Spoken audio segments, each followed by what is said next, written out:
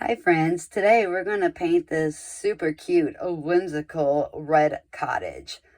I think it's really easy and it's going to be great for beginners. I hope you guys enjoy.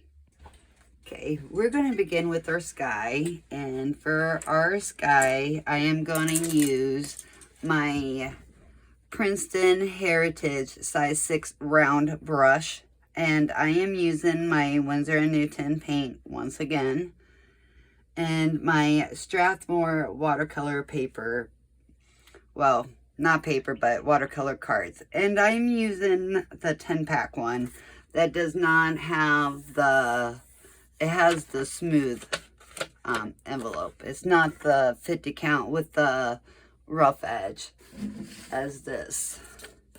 It's not this one. I actually, it's supposed to be the same. They're both cold pressed paper, but this is a smooth texture and the other one's rougher. But I love how the watercolor comes down on this paper versus the other paper. So we are going to begin, and I am going to make a very moody, wintry sky. So I am going to take some ultramarine blue,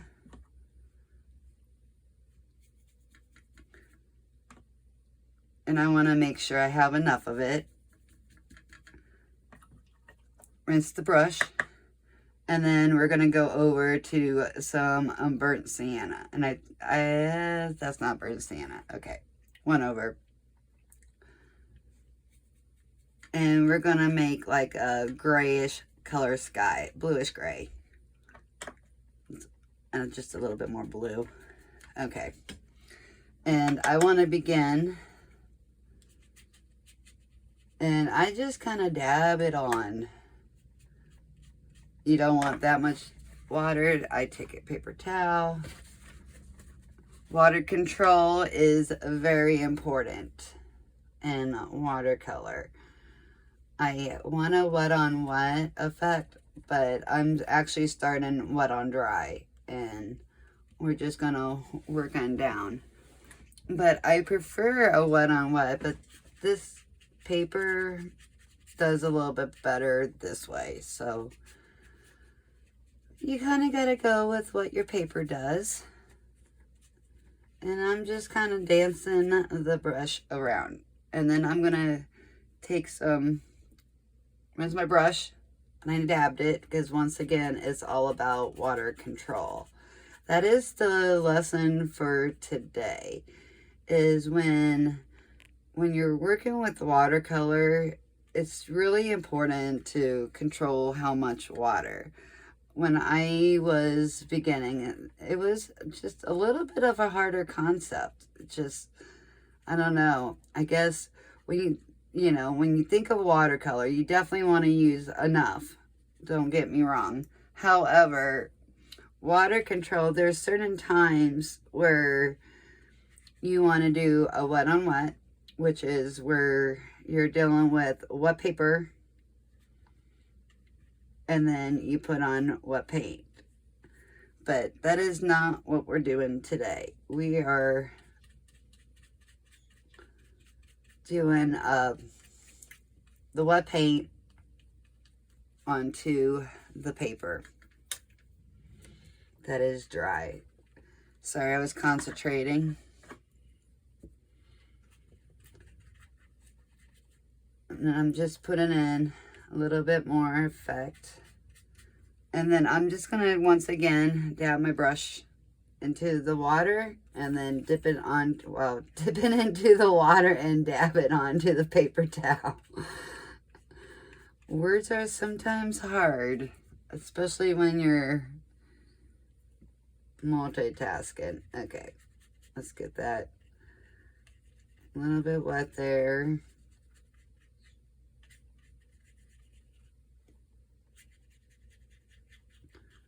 And our sky has somewhat of a moody effect. But I think I want it a little bit more solid, so I'm just going to come back and going over that to smooth it out.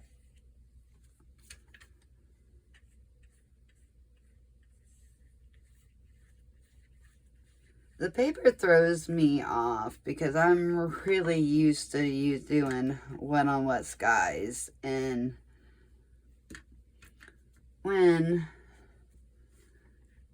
that's why it's good to have practice on different papers. But if you're a beginner, I found it's a lot better to stick with one type of paper until you get used to it. And this paper is okay. It's way better than the other. Okay.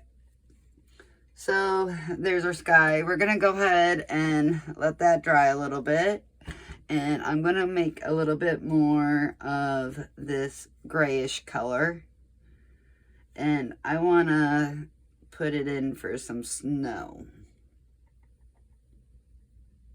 So just taking a little bit of that burnt sienna and ultramarine blue.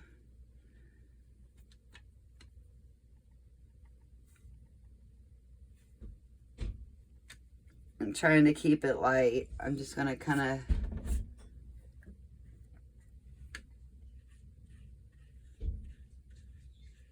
come down here because we want to give the appearance of snow. So I'm going to go ahead and we're going to attempt the wet on wet. Just to get the blend I want. For a soft edge, it is a lot easier to get the effect you want if you wet the area and do a wet on wet. So that is what we're going to do. Okay. So I got it all wet. You can see that there's a bit of a shine, and then I'm just gonna add in some color. And I'm doing it at a slope to make it kind of look like it's on a hill or something.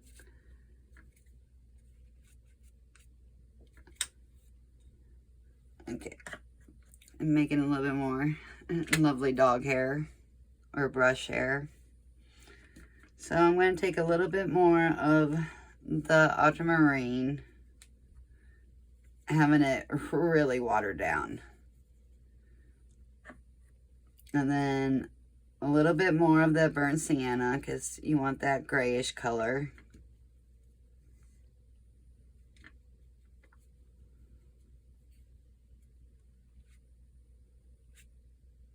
Okay. And then we're going to let that dry.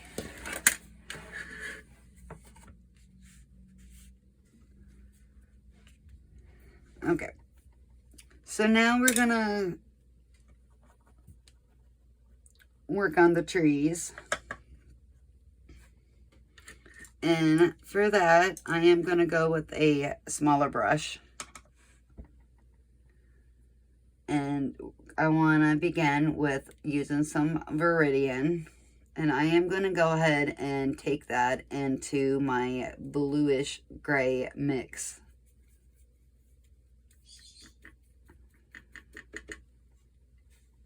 Taking a little bit more. And then I'm going to add a little bit of ultramarine blue because I want a bluish green.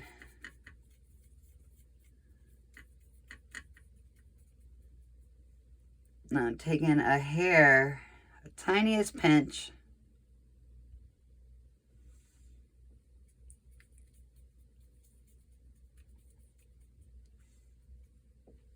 I'm gonna, hang on, that hair is driving me crazy. Or it might even be a brush hair, but more than likely dog hair. Okay, so I think with a little bit more ultramarine,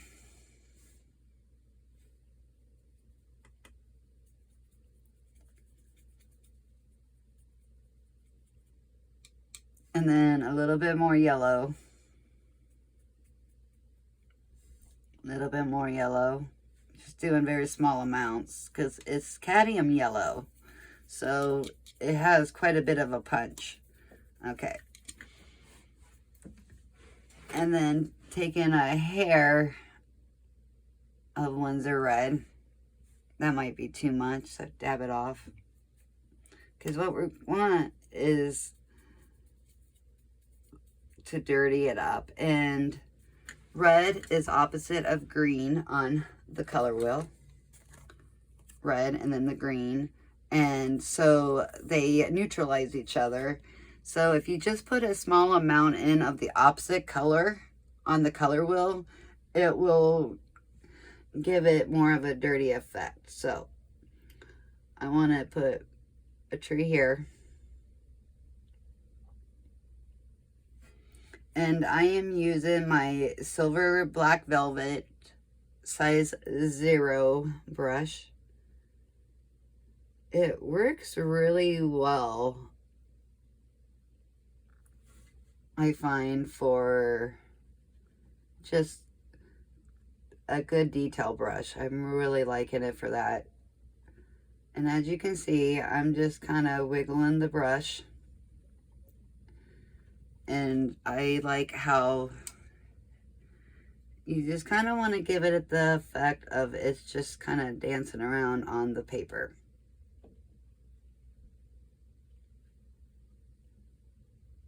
Okay, and that's the first tree over there, and we want it to fade out.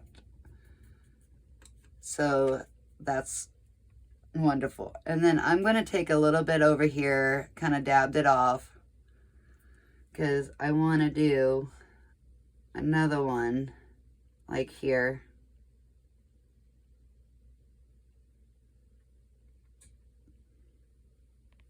But it's going to end up going off the page. Okay. Perfect.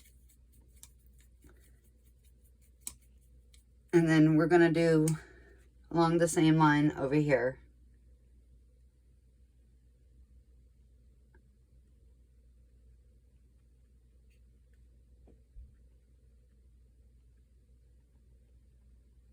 And just kind of wiggling the brush back and forth.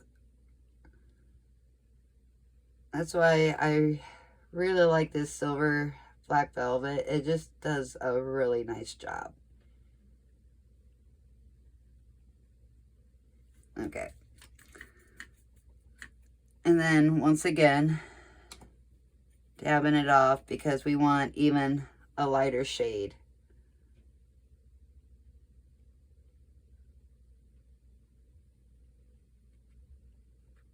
And just kind of moving the brush once again back and forth, because we just want to give it an appearance that there's more trees in the back. Perfect. Okay, so now we're going to do a little bit more of trees in the front. And we're going to fix this sky. I am not happy how the sky turned out. So you'll get to see in real time how we go and fix that. But that's the magic of watercolor. We will have the ability to. So I'm going to go ahead and take some more of this ultramarine blue.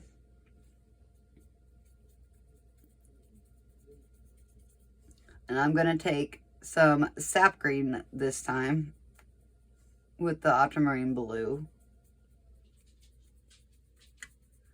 Because this tree we want to be more in front for these two. So we're going to take some of this ultramarine, mix with the sap green, and then I want to take a little bit of this cadmium yellow. And you can see it is a brighter color of green. And then once again, just taking a pinch of that red. And you don't need to really mix it all the way through on the red on this one, because during the winter there is a lot of red in the pine trees and stuff around here. So we're going to go ahead and do our little line.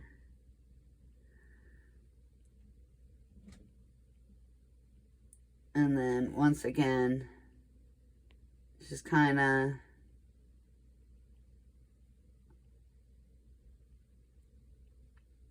doing it in a just kind of down motion.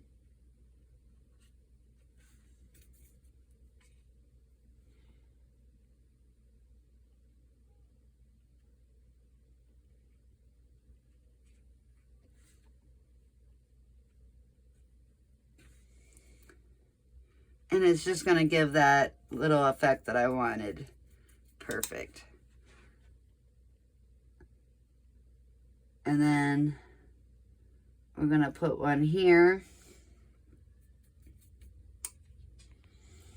along the same lines, just kind of tickling the brush.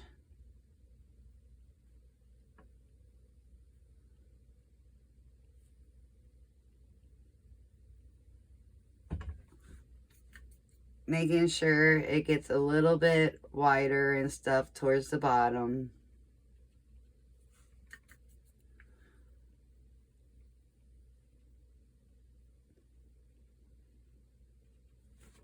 Perfect.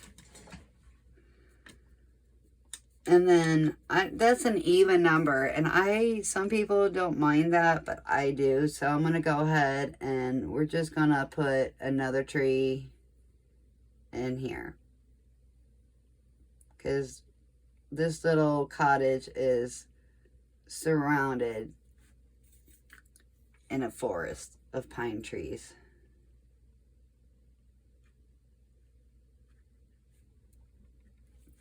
Okay, lovely. And as you can see, it gives it a little bit of perspective. Okay. So now moving back to the sky, I'm going to go back to my size 6 brush. And I'm going to take some ultramarine blue once again. Taking a little bit of that burnt sienna. But this time, I'm going to make it a darker blue. And we're going to go over it. And actually, we're going to go with a bigger brush.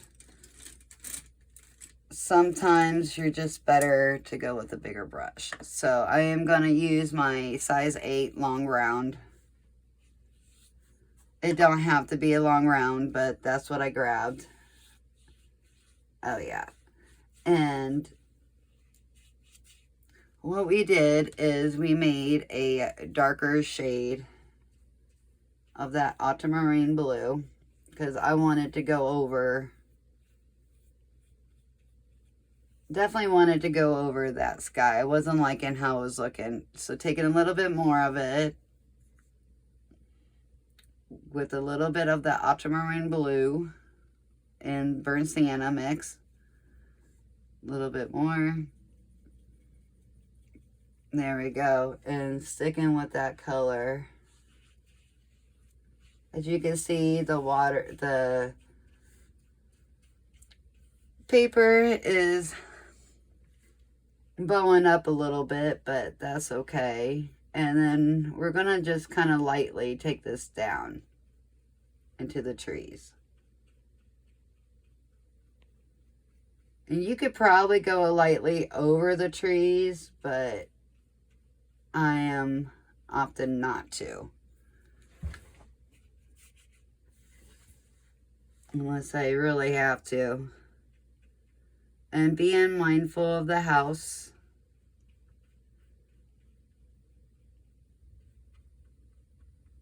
And then kind of lightly brushing it down onto the trees.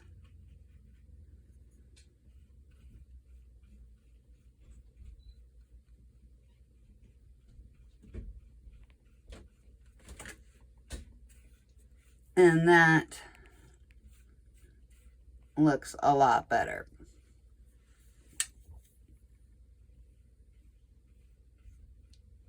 Sometimes you don't know till you get doing it of how it's going to turn out and all that. Okay, I'm going to quit messing with it. It's not perfect,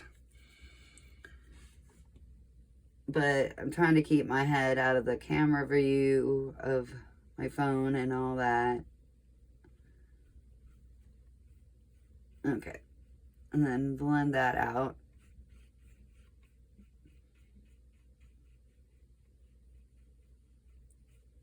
Okay. So now that I like that a lot better, and we will be putting some snow, so, and that will be fine. So right now, and then possibly some gel pen embellishments and all that. So let's work on the roof. For the roof, we're going to go with like that bluish gray color. So I'm going to take the ultramarine blue. And I'm going to go ahead and go to a smaller brush. I am going to use my Silver Black Velvet size 6. And I'm going to take some of this the ultramarine blue and the burnt sienna mix.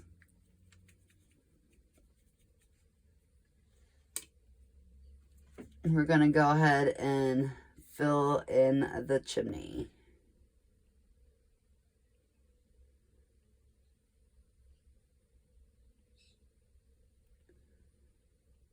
I'm trying to be mindful of the trees and all that, because after all, the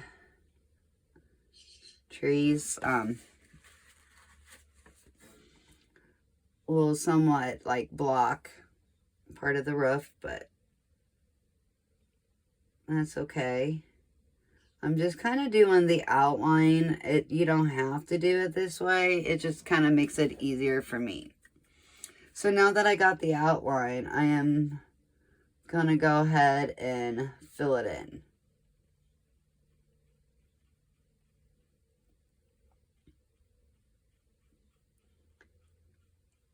I love the combination of ultramarine blue and burnt sienna, or you could even use burnt umber. Burnt umber is just, I believe, a little bit cooler, on the cooler side, where the burnt sienna is on the warmer side of a brown. But either of which, whatever you have out of those will work. Or if you have like a red iron oxide, one of those will work as well.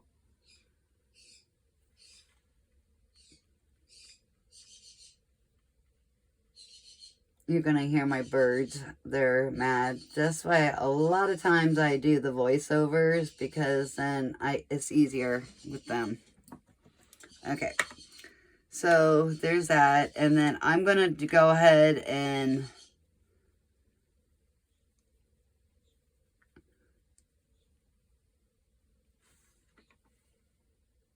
doing the knob black. Or not really black, but that I want to make a darker mixture of the gray.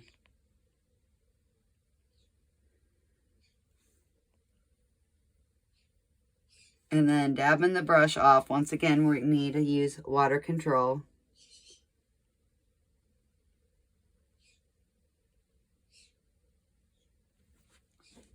And then just dab it there. Okay. So, as you can see, this isn't giving it as smooth as a wash as I would like. And it's because of the paper. But that is why it'll be okay. And then we're going to go ahead and do a little red house. So I'm going to go ahead and take some of this Windsor red.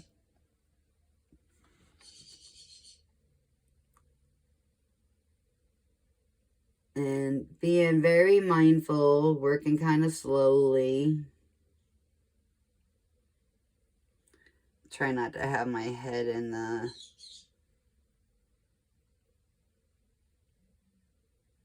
picture frame here. But going down.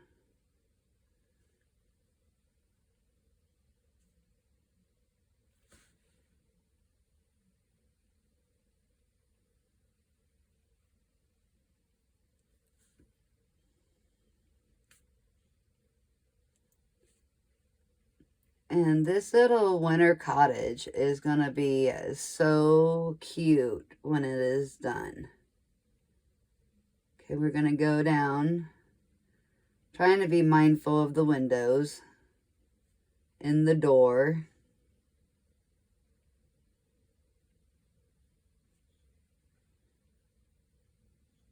And when you have shaky hands, it makes it a little harder to do, but it can be done.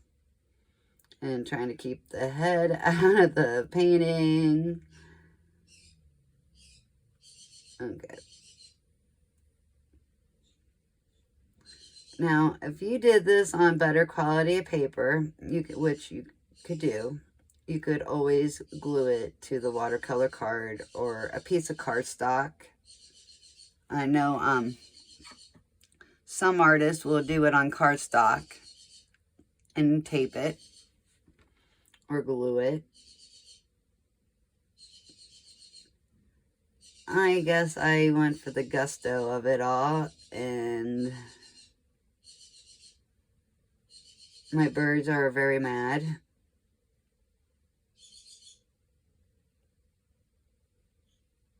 Okay.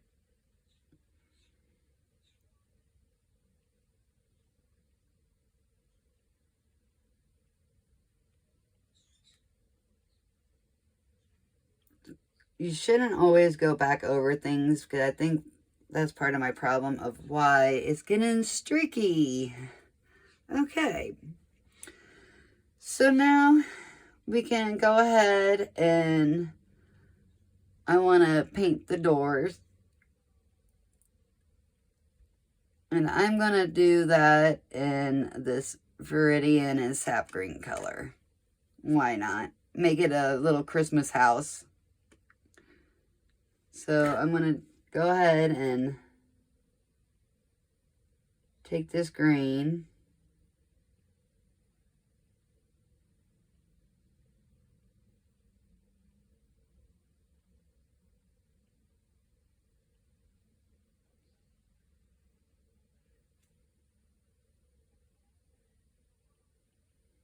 Trying not to go back over things 100 times because it will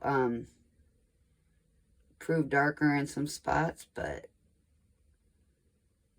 that's okay. Using the tip of the brush and then working down.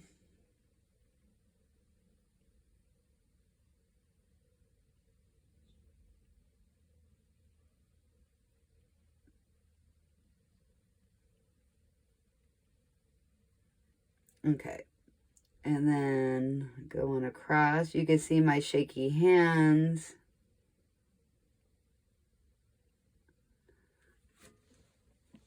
Giving a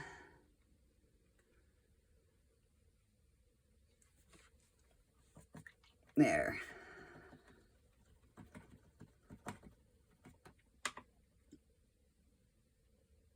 And then we want, it is a cold winter night, so we want a warm glow. So I'm going to take some of this cadmium yellow once again.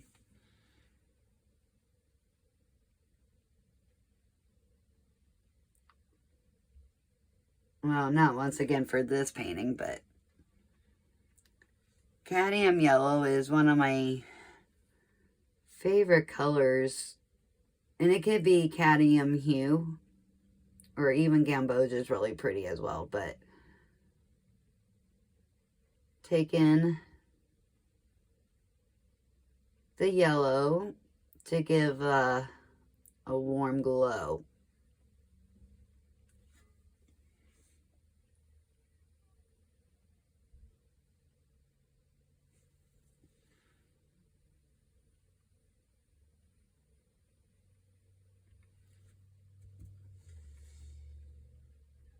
And then spreading it around. Because I think we're gonna go over this in pen.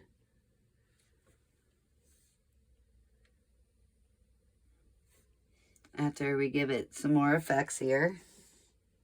Go ahead and taking that yellow once again. I wanna fill that in. Because we want it to have a nice warm glow. And this painting is very beginner friendly.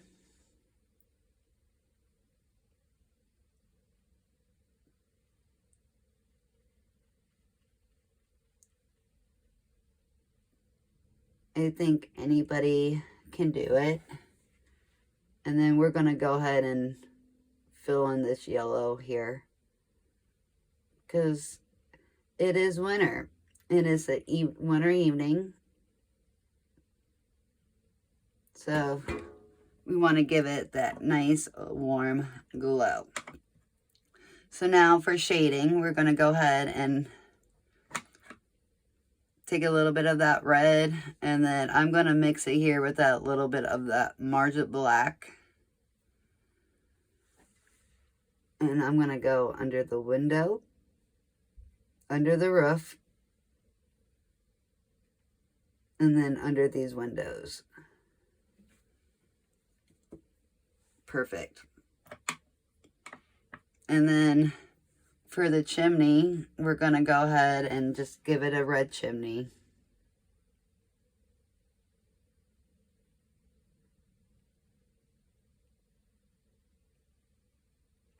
Perfect.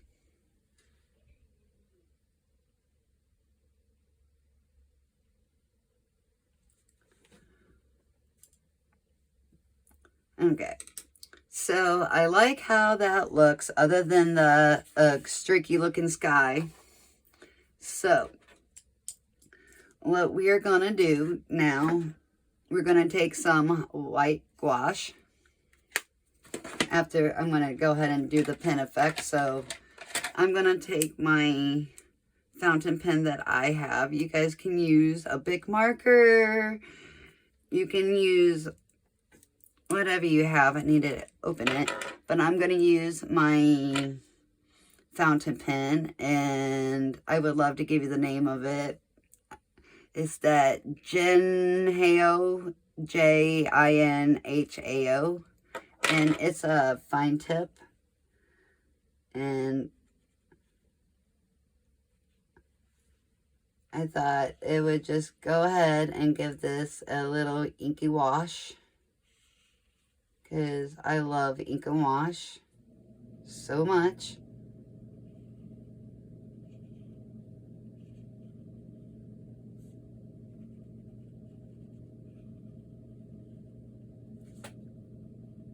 And it just gives it a cute effect, I think.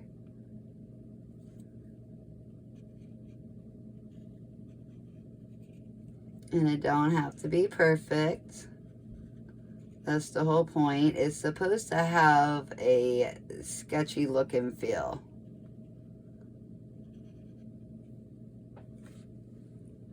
Very nice. Very cute. Loving how it's looking.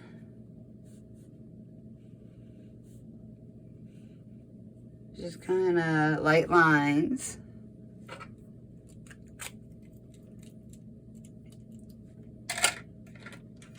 And then we'll see if my uni pen would like to work today. I love it when it does work, because you can give such wonderful appearance. So we're going to give it a little bit of snow on here. Probably a little bit on the roof.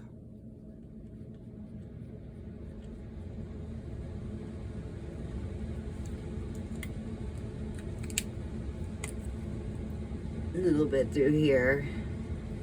Okay. So now we're going to go ahead and I'm going to take some white gouache.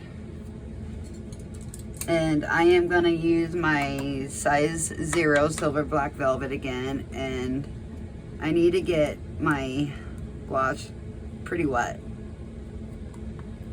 I let it dry down. You can use a white gel pen to finish the rest. You can use gouache. You can use white acrylic.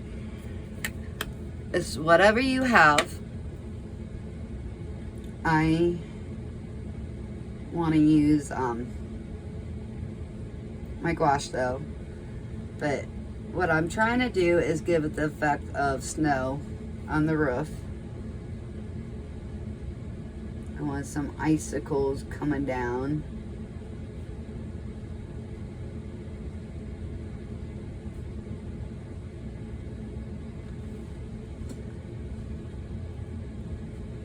And then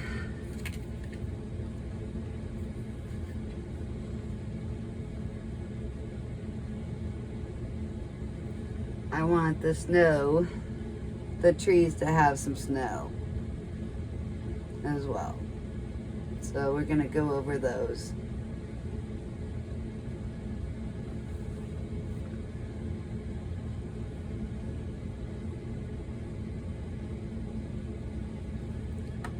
And you want to make sure whatever you use, unlike me, what I just did, I have a little bit of red in my gouache, but that's okay. We're just gonna make it work. But you can see right there, it was not supposed to be red. So I'm gonna try to correct that if I can.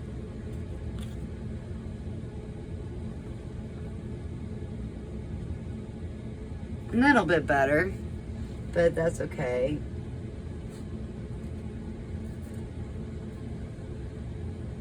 Just make sure if you're using gouache, or paint, make sure your brush has like not the stuff on it, you know, because you don't want another color on it, like I just did. Okay, that's a little bit better. I want to put some white on the trees here, like I said, to get the appearance of freshly fallen snow. And sometimes with gouache, you may have to go over it.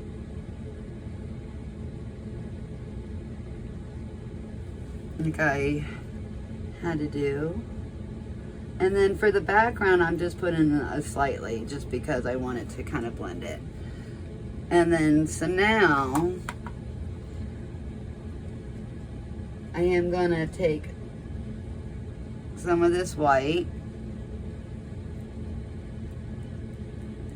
and we are gonna splatter.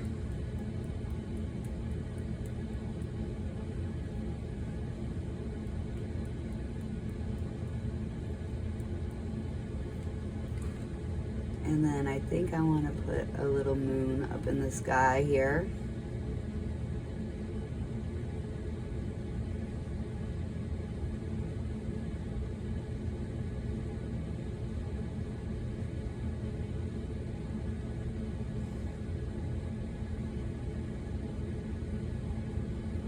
Very nice.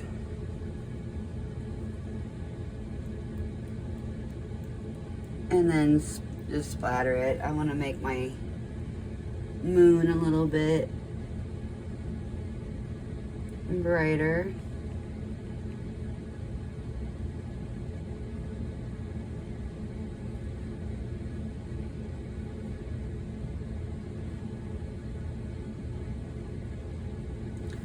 And that is our very whimsical red cottage. I hope you guys enjoyed. And now, for the best part, we are gonna untape it. It's like the big reveal, right?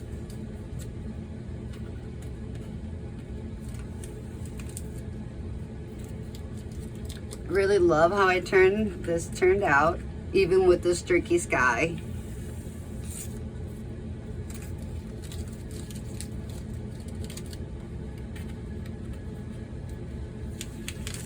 And here we go.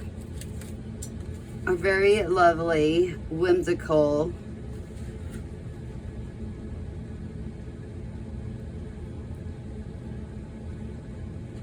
moment here.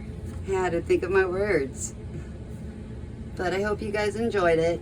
I know I did. It was a lot of fun. If you like what you see, please like and subscribe. And those who are newly subscribed to me, thank you so ever much. I do appreciate it. And thanks for watching, everybody. Bye. Have a great and blessed day.